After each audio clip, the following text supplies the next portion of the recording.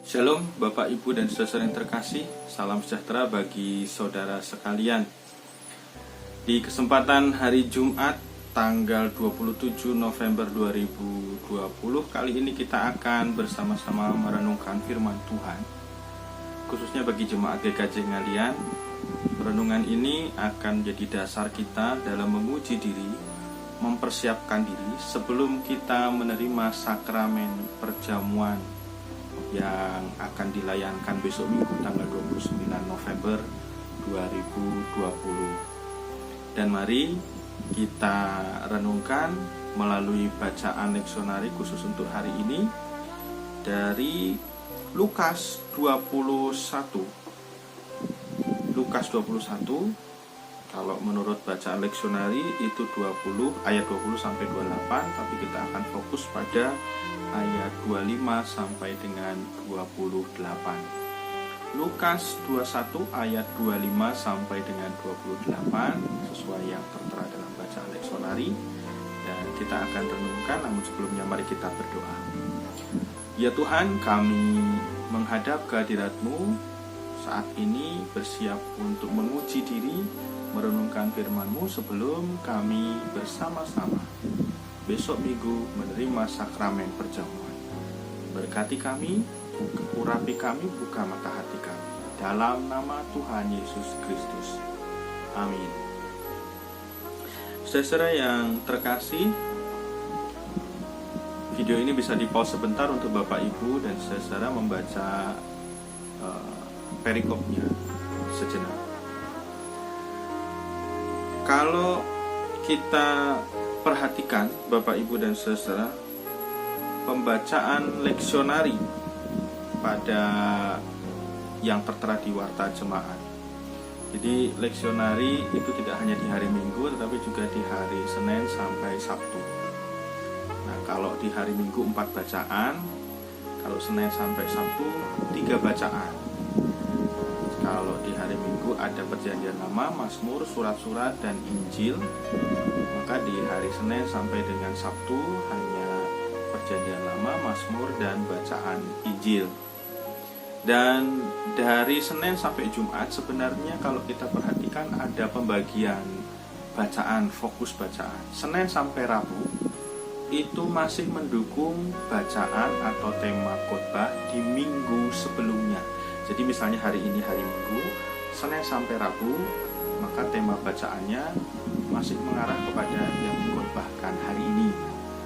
Nah, Kamis sampai Jumat, tema bacaannya atau perikop bacaannya, polanya mengarah ke bacaan Minggu besoknya.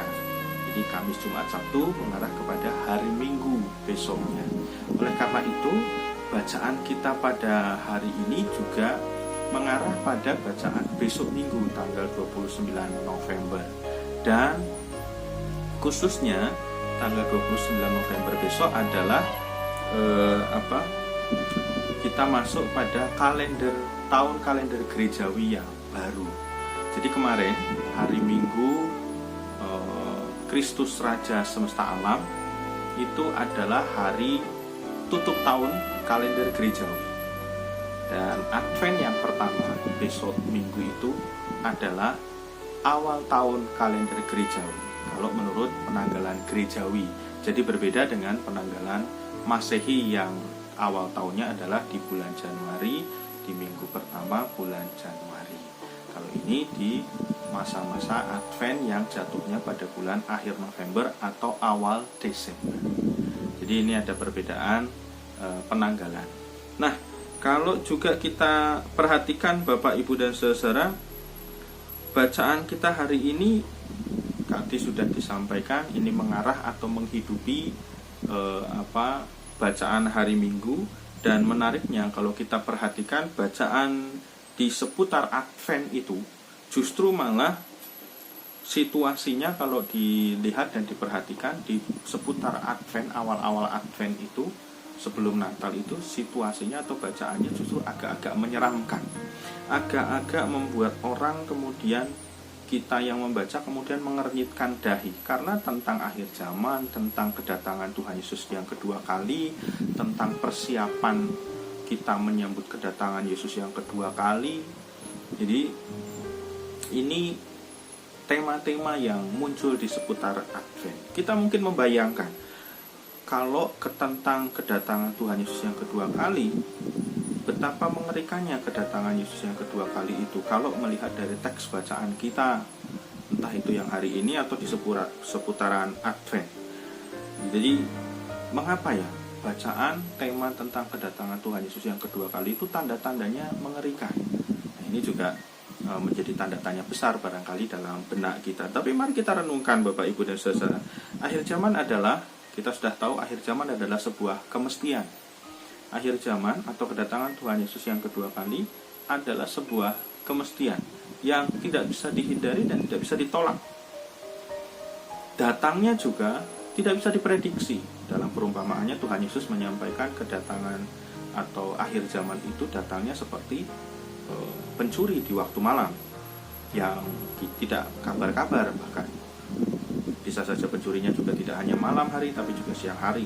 Jadi tidak kabar-kabar kepada kita bahwa dia akan mencuri. Jadi tidak tahu datangnya kapan.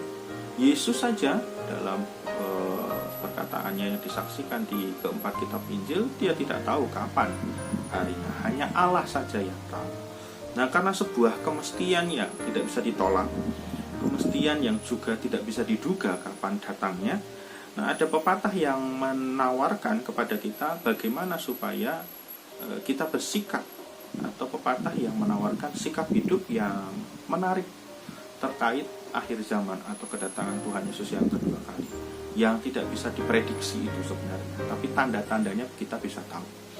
Jadi pepatah itu kira-kira begini, Bapak Ibu mungkin pernah mendengar, hiduplah seolah engkau akan mati besok, dan belajarlah seolah-olah engkau akan hidup selamanya. Ini pepatah yang menawarkan sikap hidup dalam rangka kita menyikapi akhir zaman yang tanda-tandanya jelas, tetapi entah kapan datang. Hiduplah seolah-olah engkau akan mati besoknya, tetapi belajarlah juga seolah-olah besok engkau tidak akan mati-mati atau engkau akan hidup selamanya. Nah, artinya apa? Artinya pepatah ini Bapak Ibu dan Saudara bisa kita hayati dalam rangka mengajak dan mengingatkan bahwa ketidakpastian atau ketidakjelasan waktu kedatangan Tuhan adalah sebagai sebuah kesempatan. Kesempatan untuk belajar terus dan menjadi pribadi yang lebih baik dari sebelumnya.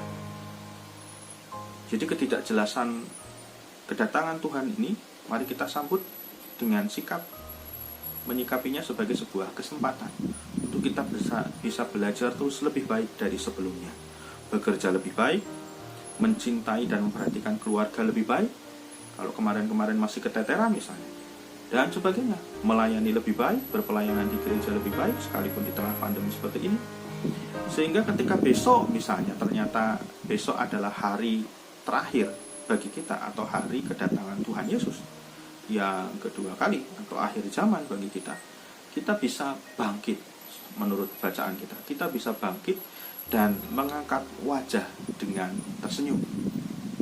Nah ini, jadi bacaan kita memang menggambarkan sesuatu yang mengerikan, tetapi juga mengajak kita untuk bangkit dan mengangkat wajah.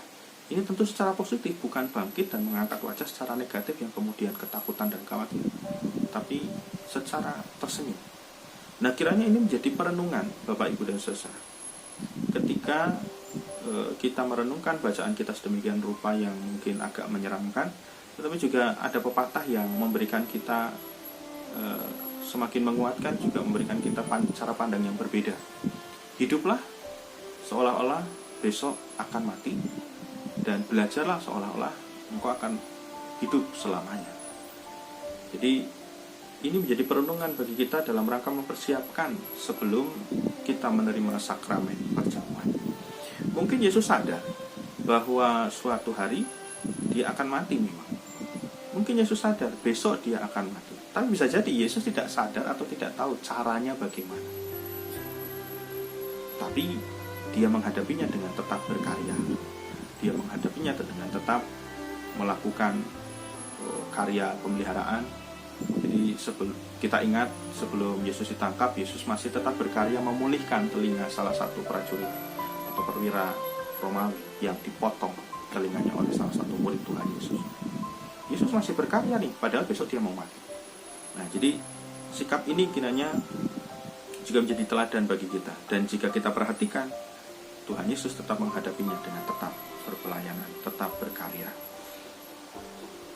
Nah, sebelum kita mengakhiri renungan ini, mari kita menguji diri untuk mempersiapkan diri besok Minggu kita menerima sakramen perjamuan. Mari kita menguji diri dengan kita bertanya pada diri kita sendiri dua pertanyaan ini. Yang pertama, apakah kita, saudara dan saya, menyadari bahwa kita telah berdosa dan kita tidak bisa selamat sendirian dengan upaya kita sendiri, tetapi hanya karena karya Allah melalui diri Tuhan Yesus Kristus yang telah berkorban di kayu salib, dialah yang menyelamatkan kita. Ini pertanyaan yang pertama. Pertanyaan yang kedua, apakah kita bersedia hidup dalam pertobatan senantiasa dalam kehidupan kita? Mari kita renungkan kehidupan kita, kita uji diri, kita siapkan hidup kita sedemikian rupa. Dan mari kiranya Tuhan menyertai persiapan kita sehingga besok kita bersama-sama dengan keluarga bisa menerima sakramen perjamuan. Tuhan Yesus memberkati. Kasih karunia, damai sejahtera dan persekutuan kekal menyertai saudara sekalian. Amin.